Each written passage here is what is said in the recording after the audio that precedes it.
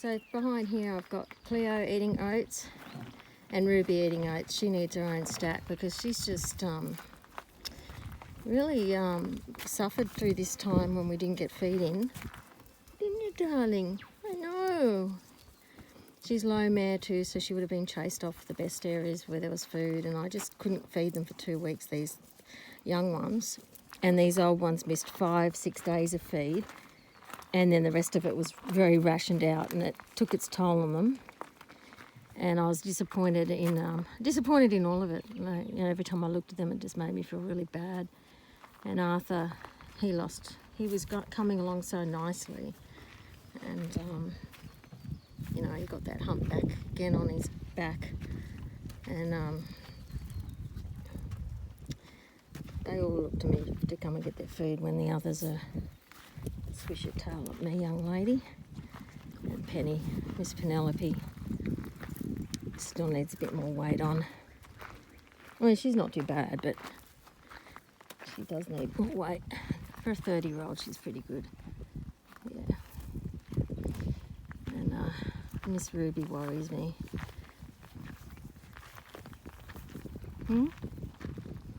Like you losing your weight. She was a lot thinner when I got her, actually, but that's not the point. The point is I just hate them losing weight. It's not fair. And Cleo was starved twice before I got her. When I got her, she was very thin. She looked like Arthur. She was terrible. Arthur McClarthers. Yeah. He's getting back to that fringe where, he's kind of okay, but needs to put on weight still. He's definitely underweight now. He'd just gotten into the healthy weight range and he's dropped off under it again. And I reckon hopefully in another week or two he'll be back into a healthy weight range, but at the low end of it, and then we can work on getting him back into the higher end of the healthy weight range, or the mid-to,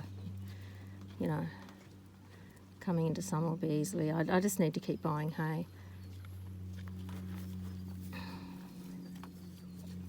I want to set up my round yard down here so I can feed these old ones. Put them aside. I'm keeping them out of this paddock behind them for a while. I want to seed it and rest it for a little bit, get some better pasture in there. Hey, Penny. You were sharing so well. Cleo's been taught to share with him too.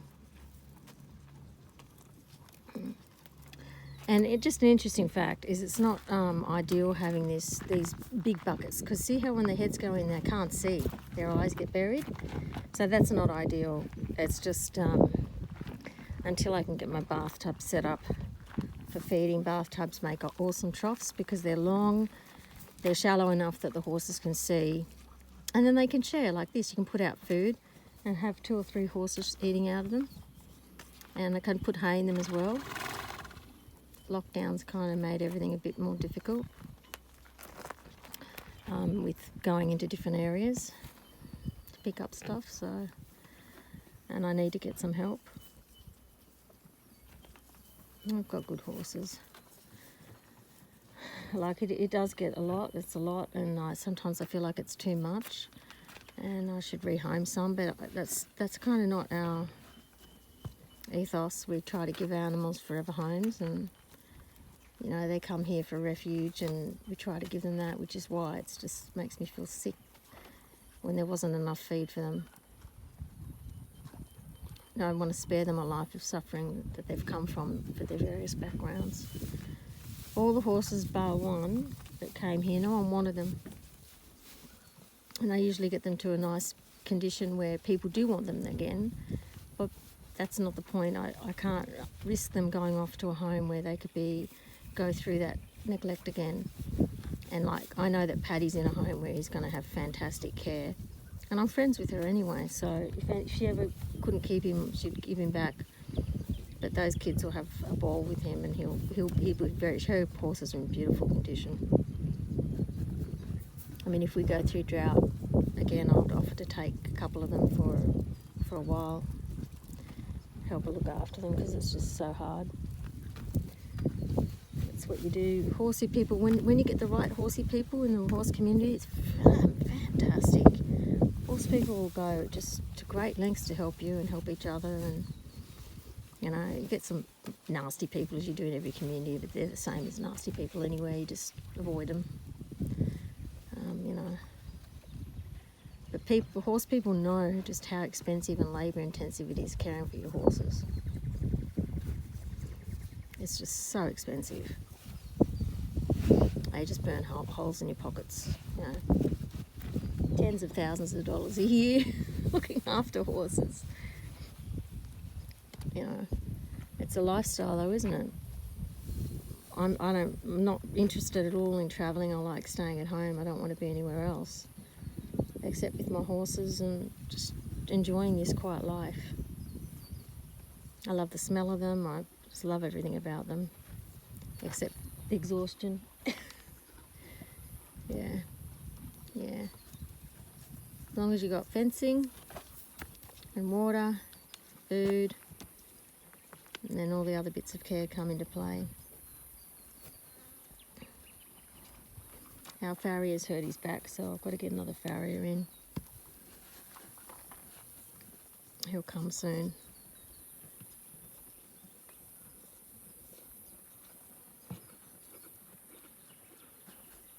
Arthur just loves her. It's good because she doesn't mind him. I think she needed a companion. And with this herd all being together, Cleo and Penny and Arthur stick together. It's nice. Cleo doesn't have an affectionate friend like she did in Tuppy, which makes me sad. And Paddy was like her baby, so she's lost two of her important horses. And because we had Paddy from when he was 6 weeks old. But mind you, in the wild, the young stallions, the colts, when they hit a certain age, they get sent off to bachelor herds anyway. And Paddy was at that point. In the wild, he would have been kicked out.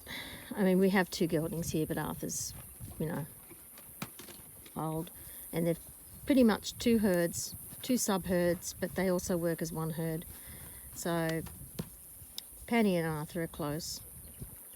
She's not as close as she was with Diani, of course. That was very affectionate. Diani used to stand and rub up against her all the time. She just loved her. That was a sad loss, but I'm glad she's got a friend. She didn't like Arthur at first because Arthur was skinny and sickly, and they all wanted to stay away from him. And that's an instinct for survival. He probably smelt like death or smelt unwell. And I remember there was a horse with cancer that was sharing a paddock with them, and they would not let him join. And he smelled bad, and he did die because it's survive. They don't want to get a sick horse around them. They don't want to die. And so I put them together because I knew that all the rest of the herd were hunting him out, and he was very lonely. So I put those two together, and that worked well. And she soon tolerated him, and now she likes him. She pushes him around, and there's not many. He's the only horse that's under her, I might add. He's such a gentle soul. So is she. They're both lovely. Yeah. And then we come over here, and so excuse our mess. We are tidying up. Ruby's low mare from that herd, but Cleo's above her. So Cleo's high mare and her three little horse herd. And then in this other horse herd, Ruby's low mare, she's above Penny and Arthur, but she's below Cleo. And the others make her run. And you can tell, you look at her weight. I have to stand and supervise them because I'm high horse, so I have to stand and supervise them and make sure that they're okay. But she's even though she's low mare, she's got her friends. She's quite close to Halo actually, and they used to have massive kicking fights all the time, and they've sorted it out finally. I had to separate them for a while because they were injuring each other. And now they're actually quite close, and she's close with Banjo and Ava. They're a good herd. I just have to split them up a bit at feed time. I mean, they're just over there, through there on the other side of the car. I'm using the car as a barricade. And so they go off and wander, and often they'll be on the other side of the creek, and the older guys will be on this side, and they all follow each other up and down the creek. So as they go up and down here, one side will be grazing on the opposite side of the creek, and one on the older herd on this side, and they go all the way up the end and disappear out of sight, and then they come back again, and then sometimes the young herd will come galloping all the way back. I must get this on video a bit more. They come back, and then they all, you know, something will happen and they all join up again for safety. So yeah, yeah, I think they're putting on weight, so that's the main thing. We need to do some tidying up here. We've got to get that. Things are not so easy to get out of the ground. It's anchored in, that's why it's still there in pieces. Got some rubbish in there, we need to go to the tip. Some barbed wire and crap. Hey? From when we did our move, we need to tidy up, and the rock fell in there. So we'll get rid of that, and we'll keep the caravan, and we'll just tidy up a bit more and put up our yards. She's a good girl. Yeah, Cleo's had hard life, and her leg, we got her back to health, and then her leg, it took quite a while too, like Arthur, when they're really sick, and then this got totally degloved, and it was all back to the bone. It was just luck, and took a lot of work to get her back to health, and she's actually stopped limping, and she's not on any pain relief at the moment. Look at her ears. No, I've just got to get rid of her. Hang on. No. Move. Hello, move. Move. You're up scaring her. Move. No. Sorry. Shoot her off. She's pretty easy to shoe off. I'll just get myself a leg rope. I've got a bit of long distance shoeing ability. No. I'll just sort this out a bit. Hang on. I'm carrying this bucket. Hang on. Here, guys, come here. Come here. Ruby, piss off. Move.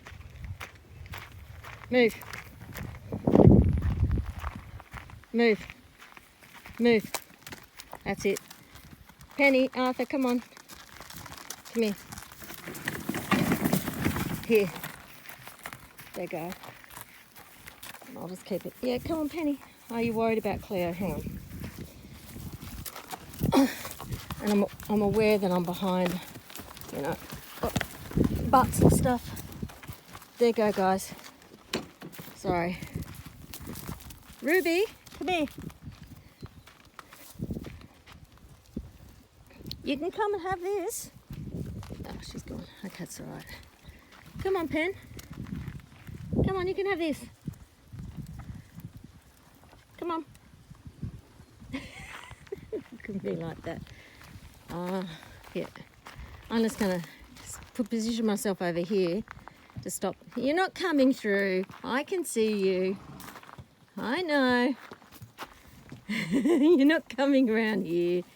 I know. There's oats over there, and there's hay, and Ruby just got kicked off from Banjo. So I'll just keep an eye on them and see these guys can now eat in peace. So I'll leave it at that. That's how I just work as the herd leader to keep them. See, as they're kind of running out of stuff here, they're getting curious. So she's going and eating some hay, that's fine. I prefer to do that. She's had quite a bit of oats. The hay's better for them, but she just needs the extra calories because she's quite thin, and the hard feed's got like more intense calories in a smaller amount, so they can eat more of it, put on more weight, but they also, it's not good to have they need to have the hay as well, or they can get things like hindgut acidosis and stuff like that with the hard feed going, too much of it going through and into the hindgut. Yeah, so you can see that she's got to put on weight. And Halo looks good. Halo's a good girl. She listens to me. As you can see, she just went off. She knew. She tried it on, but she knows. yeah, I've taken all the twine out of there and left it open so they can eat it all up. And I'll get this trailer off here. I want to fix this up and have this a bit different. Just everything was so stressful. You know, we're behind by a couple of weeks. So we'll get all that sorted. And then hopefully these horses will all be looking beautiful. She's a good girl. They'll all be looking beautiful and healthy in no time flat. And thanks for watching. I just did this because I know a couple of my watchers, we don't have a big channel, but I know some people are interested in what we do. And I know my mum is. That's why I started this YouTube channel. And to show my overseas friends, you know, share our lives, and people can choose to watch what they want and what they don't want to watch and everything. Okay, bye.